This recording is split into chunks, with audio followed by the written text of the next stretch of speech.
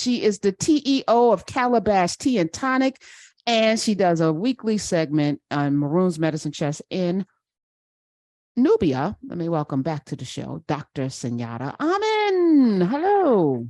Hello. How are you feeling today? I am. We were here till midnight last night with these elections, but I slept in. I slept all the way to like 7. And then I got up, went for a whole walk. You have a good sleep number. Yeah, I do. I do. Sleep is important. How are you? Excellent. I'm so glad I saw you coming in for the Friday Foolishness. That was amazing. No, thank you. Foolishness Friday. And I'm yes, sorry, Foolishness Friday. Yeah. We try to mix stuff up and make it a little different. Seeing you and Dr. Carr laying in the cutting up, I was like, I see y'all back there. Just over on the side. Yeah. So what are you feeding us with today, Dr. Amen? Well, for our healthy hot take, did you know that 3 sisters can save your life? Okay, I know there's you. I don't know who are the other 2 sisters? I know. The other 2 sisters. I'm not one of them. All right. So in the interest of the continuance of Native American Heritage Month, I want to talk about the sacred 3 sisters. So does that help you? Does that give a clue? Okay. All right. I got my pen. All right. So the 3 sisters, we have corn is the big sister. We have squash or some sort of gourd is the second sister, the middle sister, right? And the baby sister are beans. All right. So the reason why these 3 sisters are super important and they are germane to almost every Native American savory meal is because they are meant to be grown together. So there's a whole legend of the 3 sisters. You want me to tell you that story real fast? All right. Yes. So the 3 sisters are created. Their mother is a medicine woman, a very powerful medicine woman. And she prays for these 3 children. And she has these 3 daughters. And one is corn, one is squash, one is beans. And they get along marvelously. They live together in a field. They're fabulous with each other. Initially. And then they start infighting, worried about who's living here, who has more land, who has space, what everybody else has. They do crabs in a barrel with each other. And the mother cannot take the bickering any longer. So she asked the creator to please make them have to live together, to make them permanently, not shape-shifting, but permanently corn, squash, beans, and they must live together in order to survive. And so this means that the community has to be grounded in unity. And this teaches us that when I eat, everyone else eats. When I'm doing well, they do well. When we're infighting, everyone starves. So the 3 sisters, you'll find like succotash, that kind of thing that we talk about. And so within the context, I feel like this is a lesson of unity, but it's also a lesson of how it gets along on the land and in our bodies. So the way that 3 sisters, the combined foods that we're talking about, can save our lives is that it can help us with diabetic and pre-diabetic conditions. This can help us get the protein and fiber that we need, the beta carotene, magnesium, you name it. We got a lot of nutrients that are available, right? Vitamin C as well. And when we look at the 3 sisters, the reason why this legend goes together is that these 3 things protect each other. And that's the basis of community. So you have the beans, their stalks need some place to run. The tallest sister gives them something to run on, the corn, right? Gives them a stalk. The beans also provide nitrogen fixing for the soil, which is important when we talk about planting, right? And we talk about getting back to the land, that's important. The middle sister, the squash, provides these vines. I mean, you know, when we have these pumpkins and small vines, have you ever touched the string on them? It's like, hard. It's abrasive. It's prickly too. And that discourages predators. That discourages mice and other things from trying to eat the other 2 sisters, right? And then we have our tallest sister, the corn, that provides something for the other sisters to climb up on and go higher in life. So no one is hating anyone else. Now, inside of our bodies, we got the protein from the beans. We have the beta carotene, magnesium, all of these great nutrients from the squash and pumpkins and those kinds of things. And then the corn provides starch. The problem with that is that that goes into your system and becomes sugar. So the bean blocks it and works with it so that it doesn't just boom, your blood sugar is high. So these all work together. And so in the interest of Native American Heritage Month, there's a recipe that my grandmother gave me that I wanted to make sure to share with you guys. And I'll definitely put it up so that it's a narrative. Can we do that? So folks. Yes, absolutely. Absolutely. That's great. I love that. I love it. So as you're talking, I've had succotash before, and I don't think about it as an indigenous meal, nor as a meal that is native to our culture, But as you're talking, we just had Ron Finley on. I just posted a video of him, and he's encouraging everyone to grow their own food. And as you are talking, I was like, how perfect is this? Like, we don't even know to grow things together. Right. For the very reason that you're just talking about. I was like, why don't they teach this? Absolutely. I mean, these are our indigenous foods. She's holding up right now. She's got, what are those, lima beans? We call those lima beans or pinto beans? Butter beans, baby. Butter beans. All about that butter bean life. And then that's a squash. Definitely. Squash, and we have our corn, which I shaved down off of the cob. Took my life into my hands for you, Professor Hunter. And then what I did was I made a beautiful Three Sisters soup, is what it's called traditionally.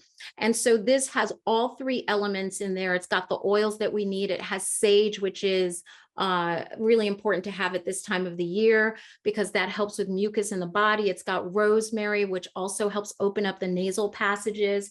I mean, peppers in there, everything. So sometimes we think about that succotash and it's kind of plain, because it's been co-opted, it's been gentrified.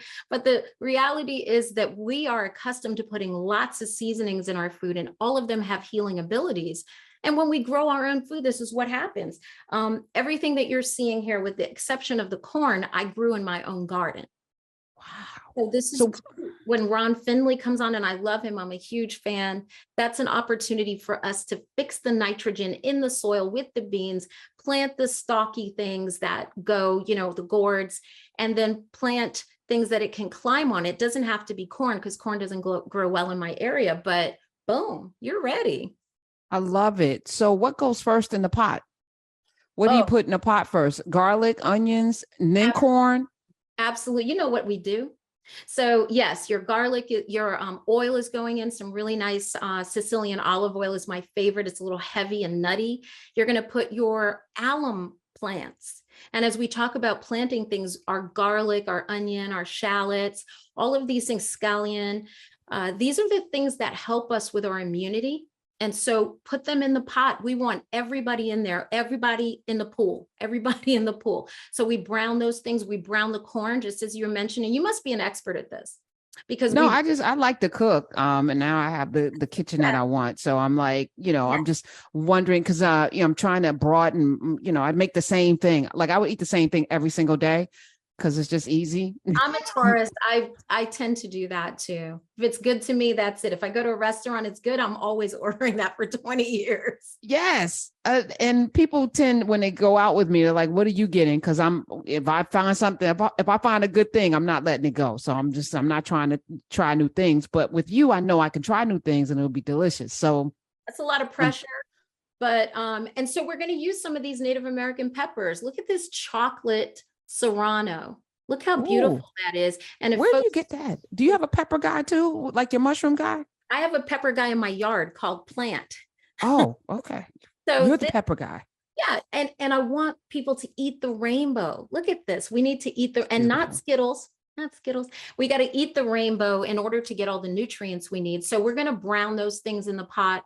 Then we're going to add our squash, our corn, we already add the corn. We're going to add the squash and the beans. We're going to add the liquid that goes in there. I love a vegetable stock, super easy to make and freeze, so you can use anytime, because you don't know about these pre-prepared foods. Professor Hunter, there's an article that came out last week. CNN carried it as well, that said that pre-prepared foods, like these highly processed foods, this is the title of the article, linked to cancer and death. They put death in the title. So now we're finally getting the whole story, right? That all the stovetop stuffing and the other stuff and the mashed potatoes in the box and every other thing is actually linked to cancer and death. Death. So the idea of making soups in the winter, taking some of it, feed it to your family, take the rest and freeze it into portions. That portion control is important. So you go ahead and freeze it into those portions so you defrost only what you need. And it's amazing. The way you feel when you eat it, satisfied because you've had protein, you have the sweetness of the corn, you have everything that your body needed, like your entire tongue is decolonized. You're like, oh, okay, soup is not going to run right through me. I'm actually going to feel great. So you said to put the beans in last. Look, I'm writing this down. You put the beans in last. And you think beans need more time to cook, Dr. Amen, don't they? Do you soak your beans?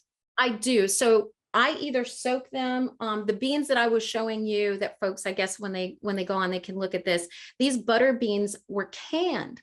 I love canning. And that's another process that we've lost the art. So because they were canned, they're already ready to go. They've been steamed down and they're ready to go. They're seasoned. I put garlic in there and everything before I canned it. It's ready to throw into the pot. I don't even have to think about it. Okay. Okay. If you don't have that time, throw it into the Instapot after you brown the others, your garlic and your peppers and your whatever. Throw it in the Instapot and forget about it and throw everything in, come home, eat it. This time of year, and again, it was nice seeing you on Sunday, but I was also like, this place is crowded, full of people breathing. And I had a little anxiety, a mini anxiety attack because, I've been very careful. And I was like, Right. This ain't the hill I'm willing to die on. I was like, you got your garlic, you got your onions. I'm showing you how to use it. I'm going to send you this recipe. Can we post it for the folks? Yes, absolutely. It's on our website, but I want to make sure that they get it over there in Narrative and Nubia and understand that that's where I'll walk it all the way through.